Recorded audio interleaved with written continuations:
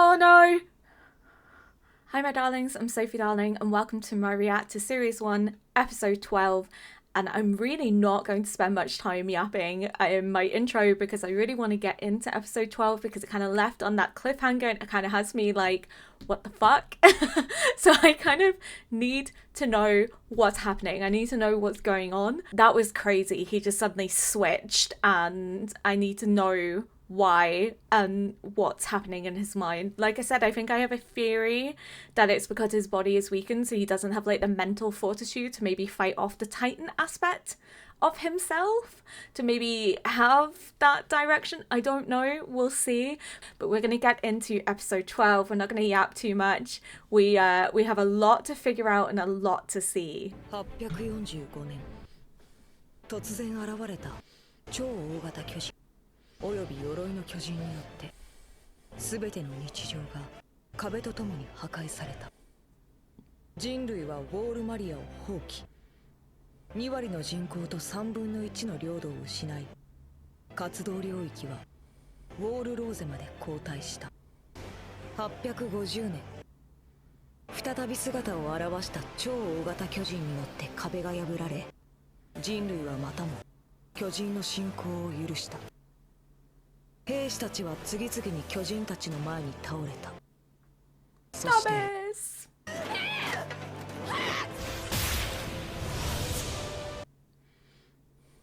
一度は巨人の餌食となったエレン・イェーガーは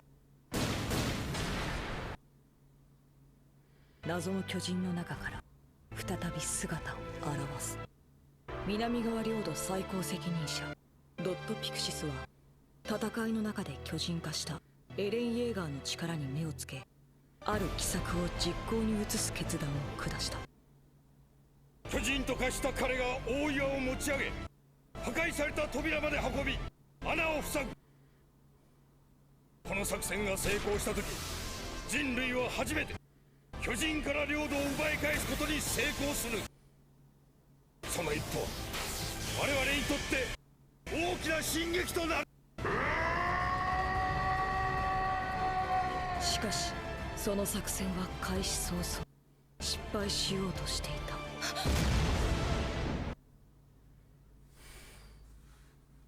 The fuck? The fuck, Eren?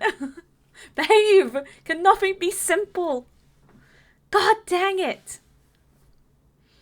Oh God, there's so many of 大部 them. 分の巨人を町の隅に集めることに成功しましたが、極力戦闘を避けたにもかかわらず、約2割の兵を失いました。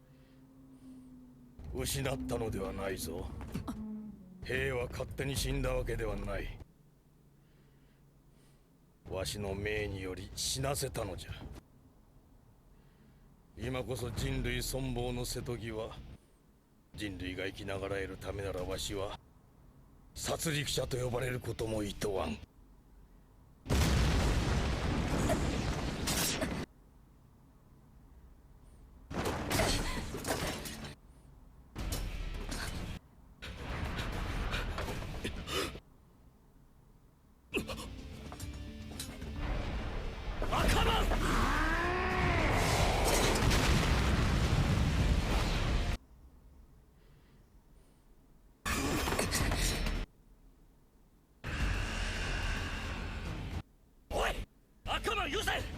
そいつから離れろ。エレン、私がわからないの。私はミカサ、あなたの家族。あなたはあの岩で穴を塞がなくてはならない。作戦失敗だ。分かってたよ。秘密兵器 No, なんて存在 don't しないってことは。 preemptively shoot. Oh fuck. エレン、あなたは人間。あなたは避けろ、アッカーマン。Punched himself in the face. Fucking idiot.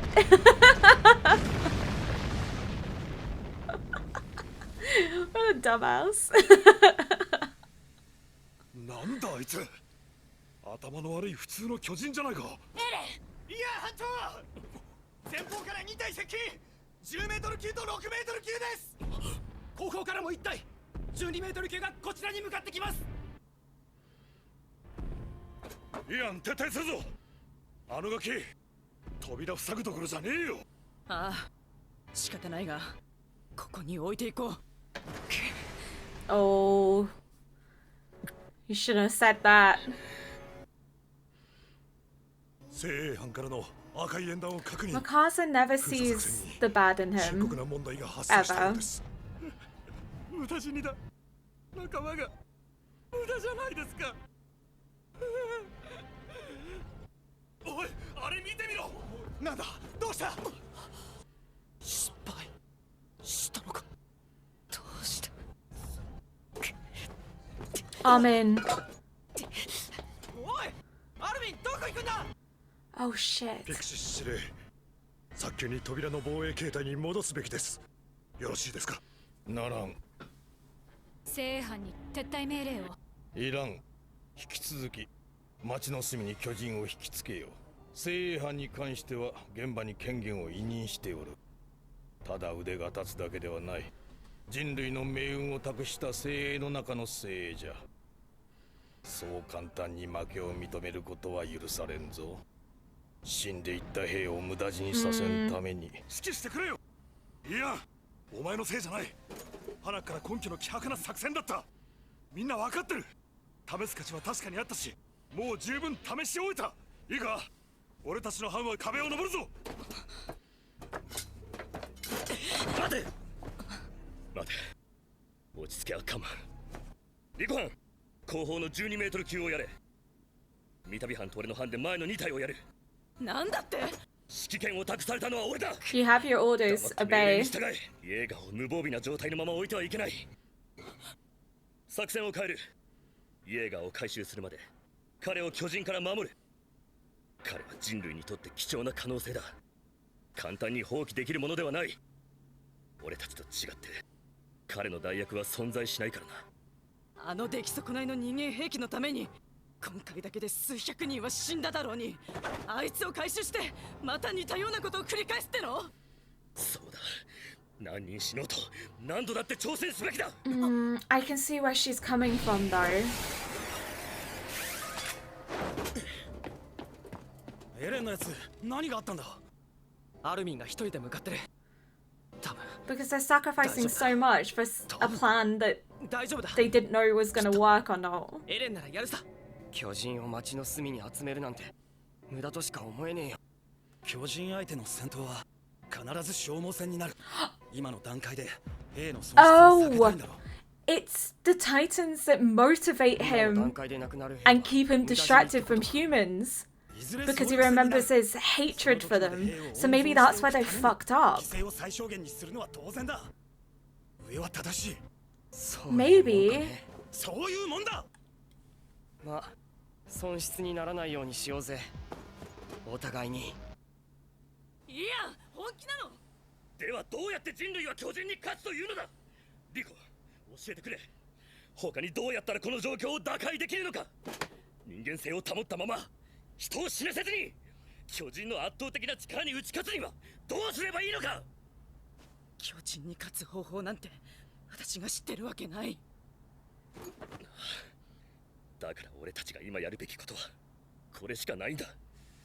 あのよくわからない人間兵器とやらのために命を投げ打ってけなげに尽くすことだ。悲惨だろう。俺たち人間に唯一できることなんてそんなもんだ。さあどうする。これが俺たちにできる戦いだ。俺たちに許されたあがきだ。そんなの納得できない。 Wow, she's gonna 行 descend. こう。作戦には従うよ。あなたの言っていることは正しいと思う。必死にあがいて人間様の恐ろしさを思い知らせてやる。 Okay. ネジになんて納得できないからね。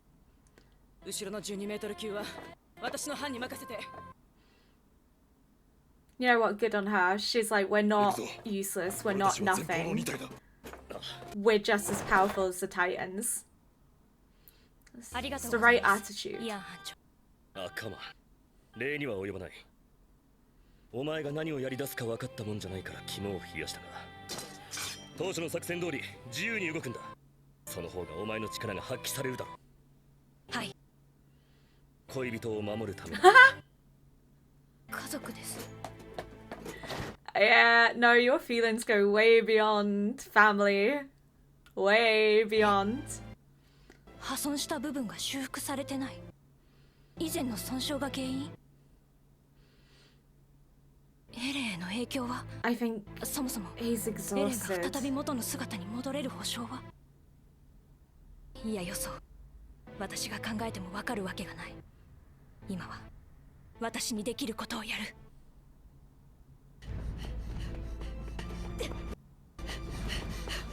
エレン、ミカサ、一体何が。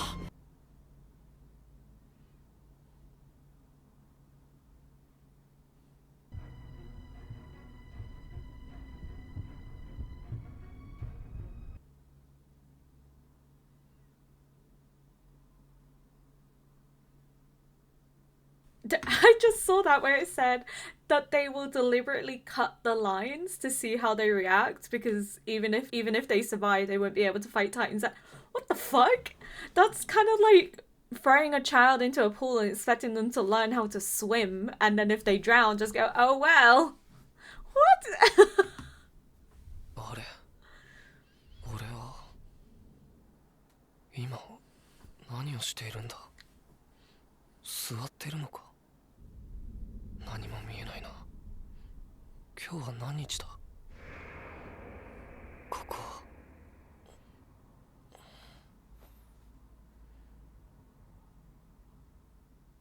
なんだ。うちか。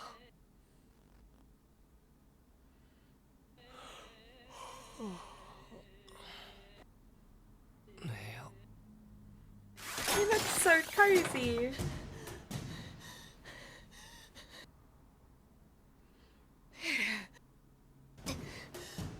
何をしているんだ、エレン。いいか、とにかく巨人を町の隅から離れさせないことだ。それだけに集中して十分に引きつけろ。わかるな。お前たちが交戦する必要はない。訓練生は3人1組になり地上を走る。壁際まで来たら上に飛べ。命は落とすな。我々が危険を感じた場合は自己判断で動いても構いませんか。それでどうにかなるならな。キルした違反、行け。はい。 Oh god.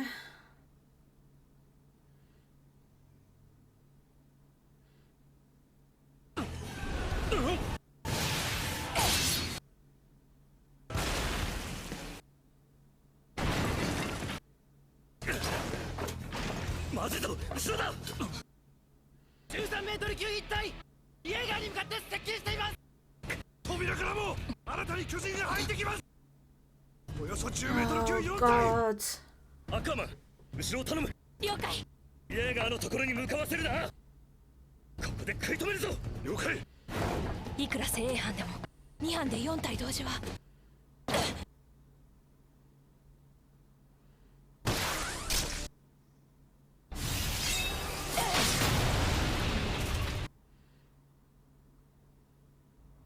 そんな、なぜこんなに巨人が。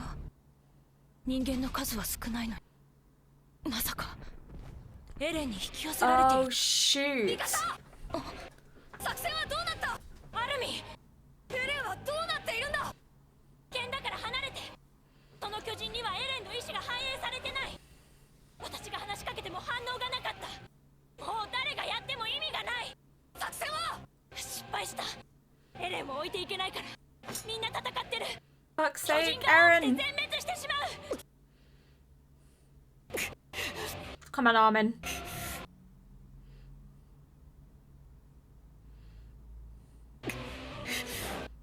後頭部からうなじにかけて縦1メートル横10センチ。アルミン、僕がエレンをここから出す。ミカサはここを巨人から守ってくれ。え、何を。巨人の弱点部分からエレンは出てきた。それは巨人の本質的な謎とおそらく無関係じゃない。大丈夫、真ん中さえ避ければ死にはしない。 Are you sure about that, Armin? That's a big risk. 痛いだけだ。アルミン。ア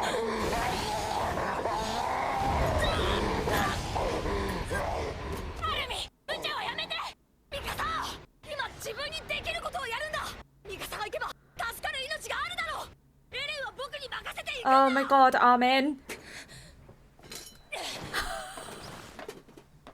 That was a big risk. 聞こえるか。しっかりしろ。僕らみんな死ぬぞ。巨人の体になって負けるな。とにかく早くこの肉の塊から出てくるんだ。ここから出るだって。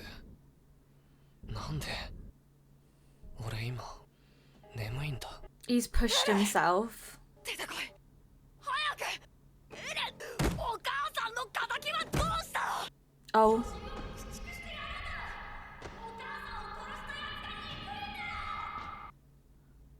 何言ってんだアルミ。母さんならここにいるぞ。エレン、起きてくれよ。エレン、この中にいるんだろ。エレン、子供がここにいたら巨人に殺される。ここで終わってしまう。だから何言ってるかわかんねえよアルミ。なんで外なんかに出なきゃいけないんだ。どうして外なんかに。調査兵団なんかに。 Because your mom died.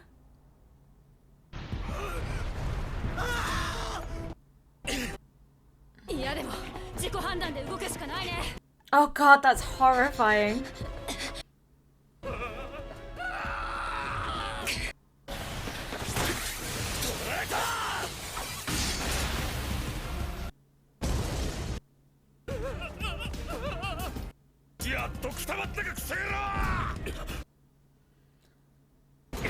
Oh, fucking hell.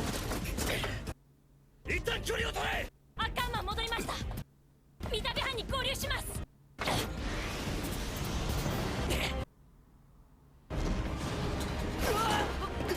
Oh god. Oh no.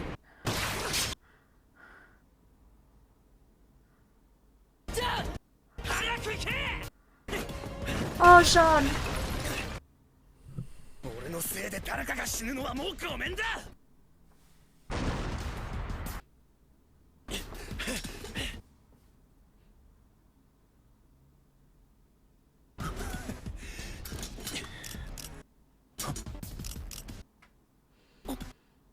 こんな時に故障が。 Oh, fuck. Oh.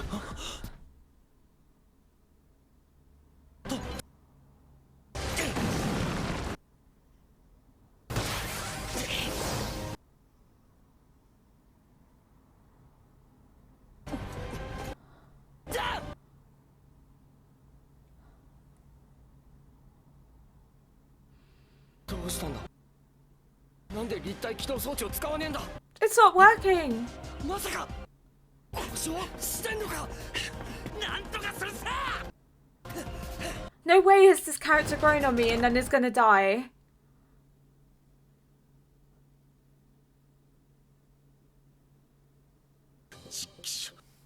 俺が足引っ張ってどうすんだ。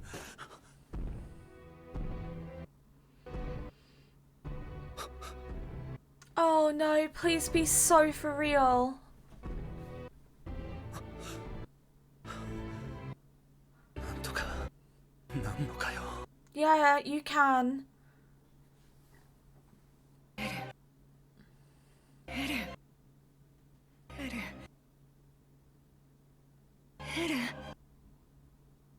僕たちはいつか外の世界を探検するんだろう。この壁の外のずっと遠くには炎の水や氷の大地、砂の雪原が広がっている。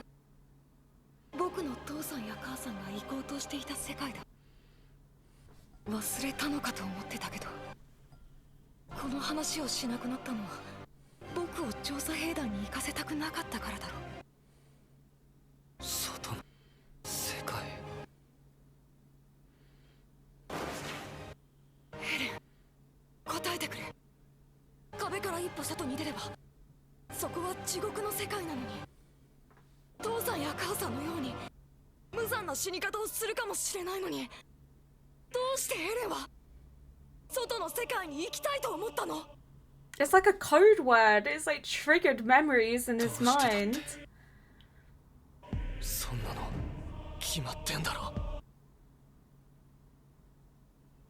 俺がこの世に生まれたからだ。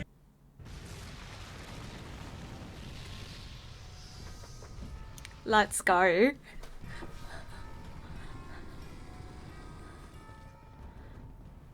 Okay. It's triggered memories. He's regenerating. He's gonna have to pull this back. I'm so concerned about Jean. He really grew on me, and I'm really scared that he's gonna. I'm gonna be really sad because I was really mean about him in the first couple of episodes, and then he really grew on me, and now I'm like, no, you can't kill him, not yet. Give me a couple more seasons of loving him, and then you can get rid of him. Actually, just don't ever get rid of him. Post-editing Sophie arriving here. Yes, I'm not in the same outfit as what I was recording the react. There was something about the analysis in the outro that just kind of didn't sit right with me. I feel like my analysis is slightly going downhill because I'm doing it off the cuff. So as soon as I finish the react, I launch into the spiel and I haven't actually had time to sit and formulate my thoughts properly. Please bear with me. I am doing my absolute best. I'm still new to this content, but I wasn't happy with the outro for episode 12, 13 and 14, so I am most likely going to refilm those outros, which is what you're seeing here. I feel as if I didn't speak enough, but because I was so interested in watching the next episode instead of taking it in, the show kind of does that to you. It hooks you, so then you just want to move on to the next episode as quickly as possible because you want to see. And I've noticed that then I begin to start rushing my analysis, which isn't good because I have a lot to say and I have a lot of not necessarily theories, but I have a lot to talk about in terms of character development and the imagery and the motifs that are happening, but I'm not necessarily doing it the way that I feel is the best way to do it. Actually writing out my thoughts instead of doing a off the cuff analysis. So I just want to delve into my thoughts of episode 12. And the first thing that comes to my mind is the character development of Pixis.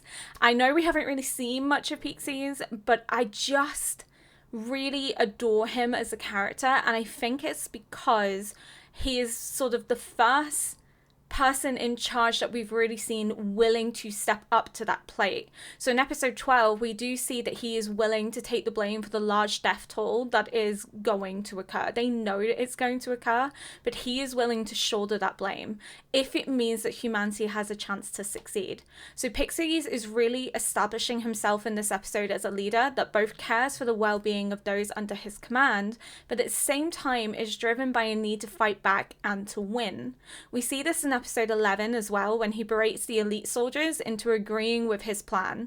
And he does this by, it's almost reverse psychology. He is questioning if they want to win as much as he does against the Titans, and that hits at their ego and their desire to prove that they care about humanity as much as Pixis, which means they're willing to go along with this plan. They're willing to help Pixis achieve what needs to be done, and in doing so they are risking their own lives to protect Eren. So I think what makes Pixis really interesting to me is I'm curious as to whether he will remain part of the status quo or if he will inevitably revolt. And the reason for this being is that he has very clear morals in knowing what is right and wrong. He accepts that the culling of larger numbers of the populations in an attempt to take back War Maria was unjust. These were not soldiers trained to fight the Titans, and that is likely his biggest issue, is that these people were not given a fighting chance. It was just a massacre, and he knows that, and he accepts that it was wrong. So it was a massacre with no hope of succeeding. Comparing that with this attempt to use Eren to block out the hole, you can see some stark differences between how he talks about the attempt to take back War Maria and how he talks about this mission to block the hole using Eren's Titan abilities.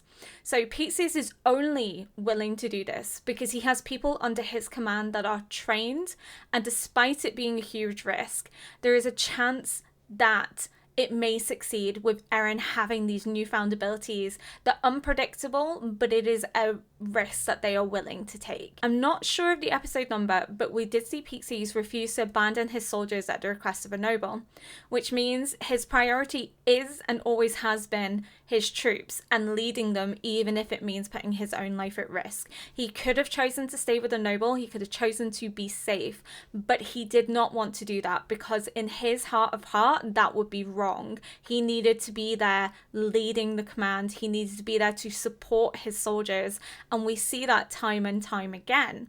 So he's showing himself to have a strong sense of morality, similar to Eren. And I believe this will come into conflict with the elite rule around him. But alternatively, he is a lot older and a lot less hot-headed than most, which could indicate that maybe he is wise enough to know when to be quiet and when to save his own skin.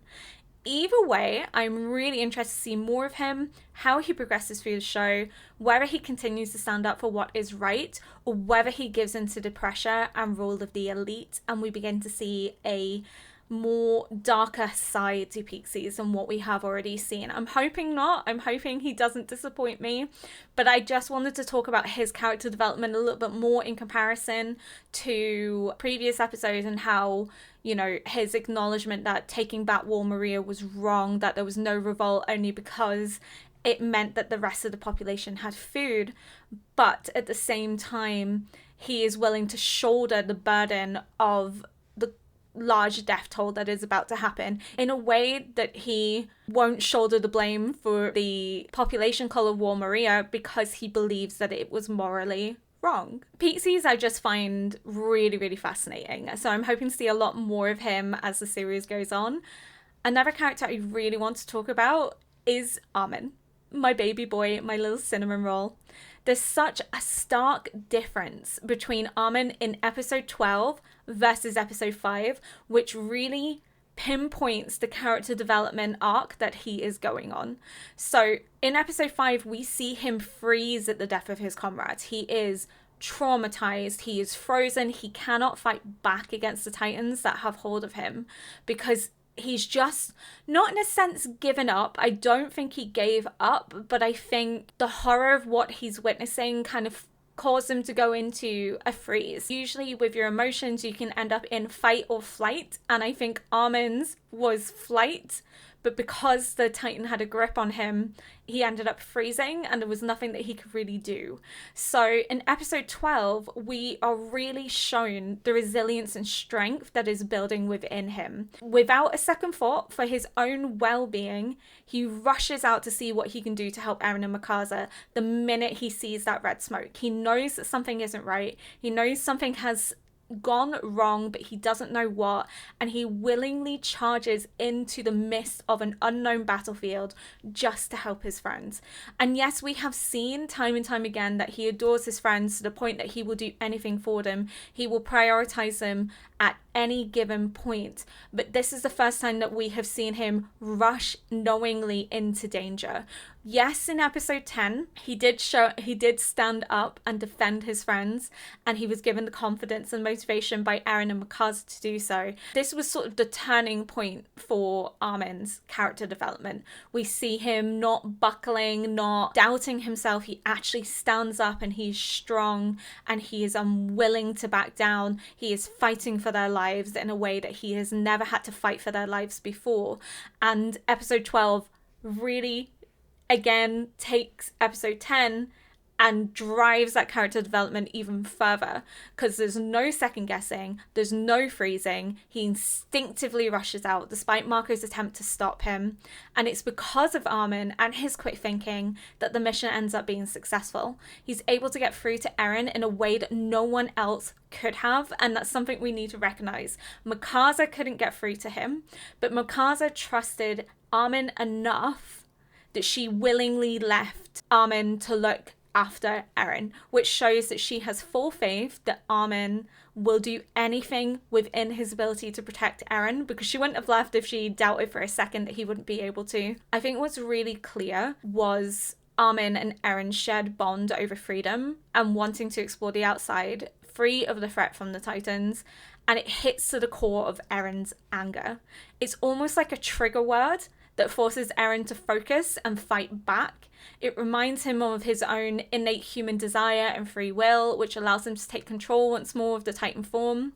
Without Armin, his quick thinking, and mentioning the outside world, which he knows Eren is going to cling to because it's the one thing that they both desire more than anything, is freedom and to explore without the threat of the Titans taking that away from them, the likelihood of the mission going ahead successfully was slim. Armin and his quick thinking is the only reason this mission ended up being successful. Not only is he becoming a capable tactician, but the courage that we glimpse in episode 10 when defending Eren under the threat of death is becoming more commonplace.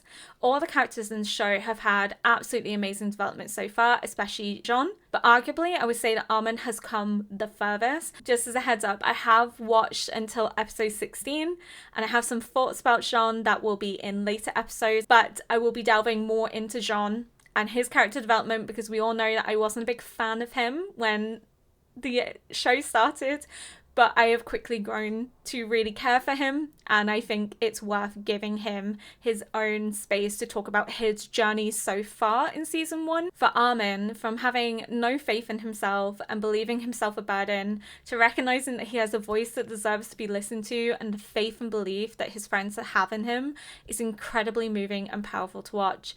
And I think it's because I'm sure on some deeper level, we've all felt like an Armin, and that's why he's such a relatable character.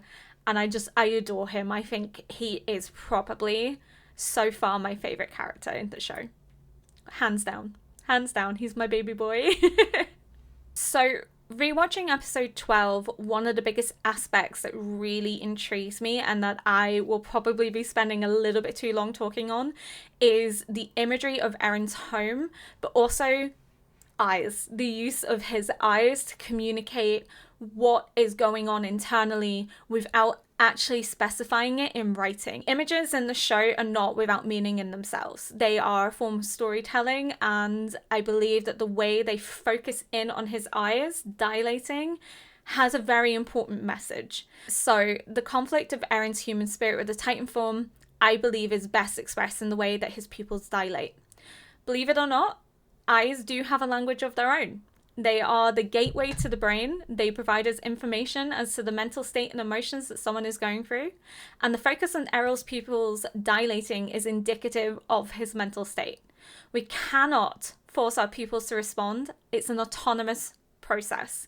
So pupils are usually regarded as the most genuine indicator of a person's mental well-being. Pupil dilation has been linked to a person's ability to control themselves and their urges. So the dilation of Eren's eyes, which again, it is focused on for a reason. It is not something that is just thrown in for the sake of it. It has a meaning behind it.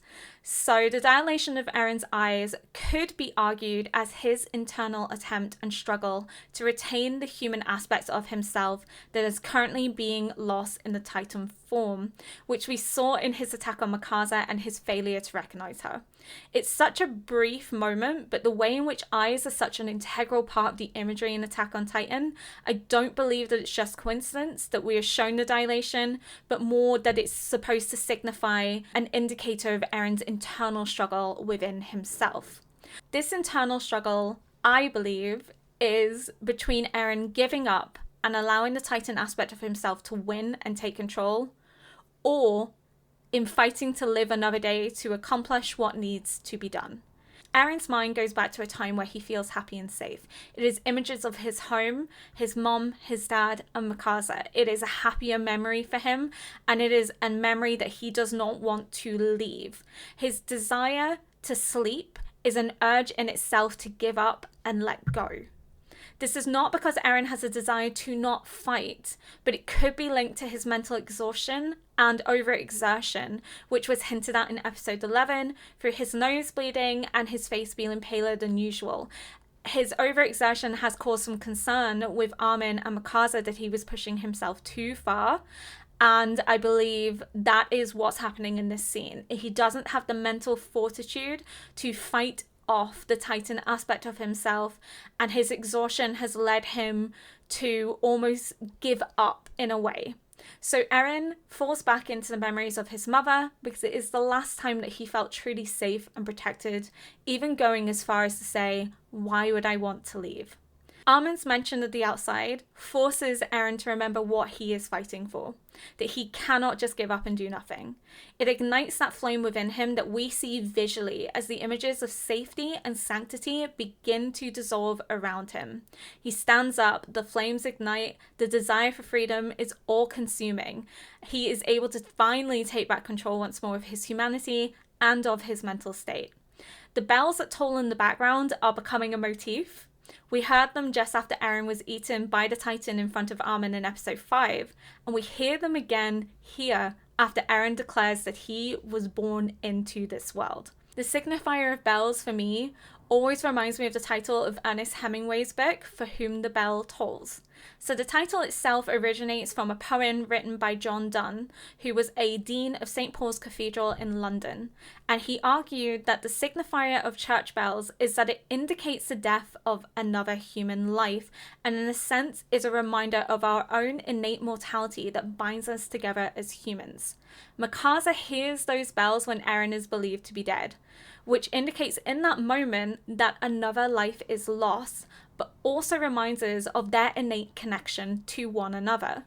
In this moment, the bells in the background of Eren's happier memories dissolving into flames is evocative of his own loss, but also a recognition that he is connected to humanity as a whole, and that is his call to action to fulfill his mission, which motivates him to stand up, continue, and to begin regenerating, and that is his push forward for episode 13. So remember when I mentioned in episode 1 about heroes need a call to action, and that to follow the hero arc there has to be a call that they need to rise up, and there's a struggle they have to overcome. So this is part of the hero's journey trajectory that we are seeing come into fruition. He is struggling against the aspect of himself that wants to give up, and he is fighting back. He is willing to get up and fight for the sake of humanity because he believes that there is more to life than just being cattle for the Titans. I still firmly am dying on the hill that Eren's going to end up being an anti-hero. I will delve more into that at the beginning of episode 14 because I have some theories about the anti-hero journey,